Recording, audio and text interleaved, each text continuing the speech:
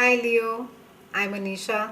You can write to me at tarotbyanisha@gmail.com, and this is your monthly forecast for July 2012. Leos, we start this month with a very interesting aspect. Mars is going to be activating your third house, that is a house of higher mind, higher consciousness. It is the mind of how it is that you perceive your information, how it is that you process the information. It is also a house focusing on how you analyze problems and how it is that you approach things. We have had Saturn that has been resting in this house for about a year and a half to close to 2 years now. And Saturn being there could have slowed things down a bit. Saturn being a taskmaster ensures that you have to learn all the lessons that it has to teach. And it has been there with you for quite a long time in this house. It would have made you look at some of your decisions in the past, and you may be not regretting them, but they could be a sense of missed opportunities, on decisions that were taken in the last 2 years. There could also be a sense of wanting to redo things. And while a lot of you could be silently berating yourself, you'll never catch a Leo come out in the open and really say that he or she is regretting as to what really has happened or the decision that has got taken. But in the last 2 years, there have been a lot of instances which you really wish you could sort of um, undo.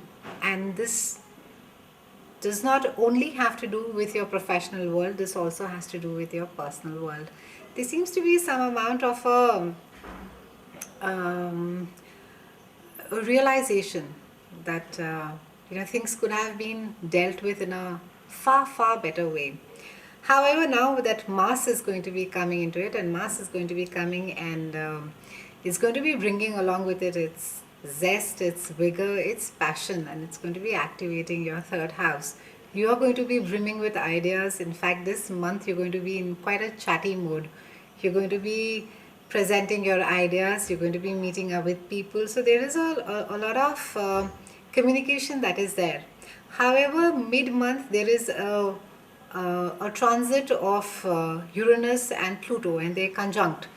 And what that basically means is that you need to watch your speech. You need to be very careful of not what it is that you say this month, Leos, but be very careful as to how is it that you say it. It is, they could be chances that you may end up being very harsh and very abrupt with somebody, and it could be either in a business or in a personal zone. So watch out for that mid month. It speaks of some amount of an explosiveness, and Uranus, as we all know, is a planet of unpredictability, chaos, and it brings some amount of a rashness and suddenness along with it.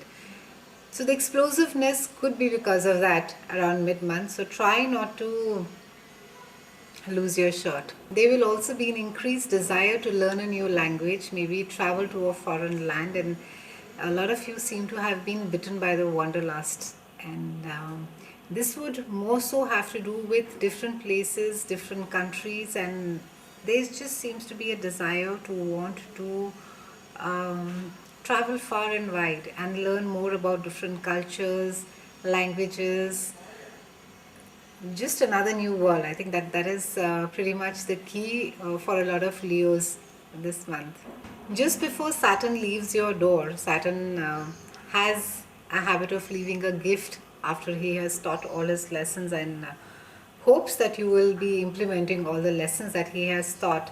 He will ensure that you are not only in a very confident and a very self-assured space, but he will also ensure that your communication, the ideas that you're presenting, are of a lot of value to the people that you're presenting to. Since Saturn has been ruling your third house, or had been there in the third house for the last year and a half, so a lot of ideas could have sort of fallen through, a lot of plans could have not materialized for a lot of Leos.